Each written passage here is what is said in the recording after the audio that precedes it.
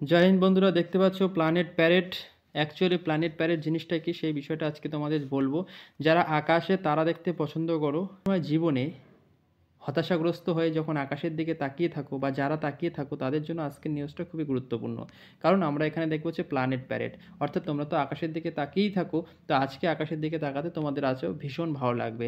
তার কারণটা হচ্ছে প্ল্যানেট প্যারেড। প্ল্যানেট প্যারেড বিষয়টা কি, যখন তোমরা এখানে দেখতে পাচ্ছ প্ল্যানেট প্যারেড। প্ল্যানেট প্যারেড মানে আমরা জানি সোলার রয়েছে, অর্থাৎ সোলার ফ্যামিলি রয়েছে। সোলার ফ্যামিলিতে রয়েছে বুধ শুক্র পৃথিবী মঙ্গল বৃহস্পতি ইউরেনাস নেপচুন, প্লুটোকে যদিও ডর্ফ অর্থাৎ বামন গ্রহ বলা, সেটাকে বাদ দিলাম।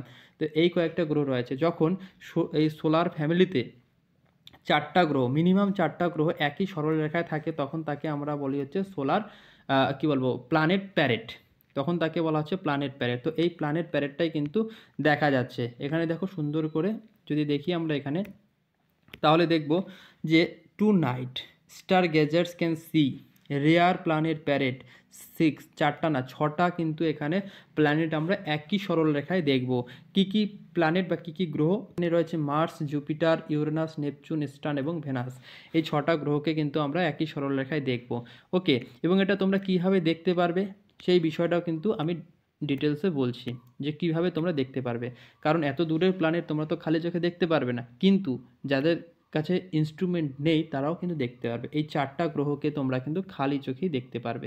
এবার কিভাবে চিনবে কোনটা কি গ্রহ সেই বিষয়টা তোমাদেরকে এবার আমি বলছি এক এক করে। দেখো এখানে তোমাদের ওই বিষয়টাই বললাম যে 4টা গ্রহকে তোমরা দেখতে পারবে খালি চোখে, এবং বাকিগুলো তোমাদের ইনস্ট্রুমেন্টের সাহায্যে দেখতে হবে। তো এখানে দেখো বলা হচ্ছে যে বিভিন্ন এক্সপার্ট অ্যাস্ট্রোনমাররা বলেছেন যে এই মার্সটাকে তোমরা যখন আকাশের দিকে তাকাবে, যে গ্রহটার দিকে তোমরা তাকাবে সেখানে দেখবে তোমরা লেফটে দেখবো আমাদের যে লেফট আই, সেটাতে দেখবো আমরা হচ্ছে মার্স। এবং ভেনাস এবং স্টার্ন শনিকে আমরা দেখবো হচ্ছে রাইট আই।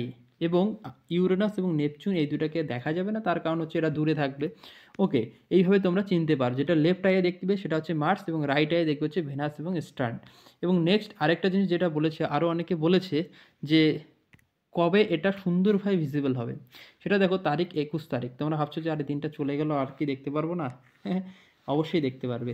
অ্যাকচুয়ালি 18 তারিখ থেকে, কিন্তু 18 জানুয়ারি থেকে এটা শুরু হয়েছে। তবে ইন্ডিয়াতে আমরা কখন দেখতে পাচ্ছি হচ্ছে 21 জানুয়ারি, এবং ফেব্রুয়ারি মাস পর্যন্ত এটা থাকবে। এবং 25 জানুয়ারি কিন্তু আমরা সুন্দরভাবে আবার ভিজিবল করতে পারবো।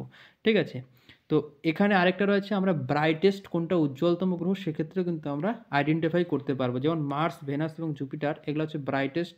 সুতরাং এগুলাকে আমরা যখন দেখবো তখন লেফটে দেখবো মার্সকে, যদি দেখি উজ্জ্বল, সেই উজ্জ্বলটাই হচ্ছে মার্স।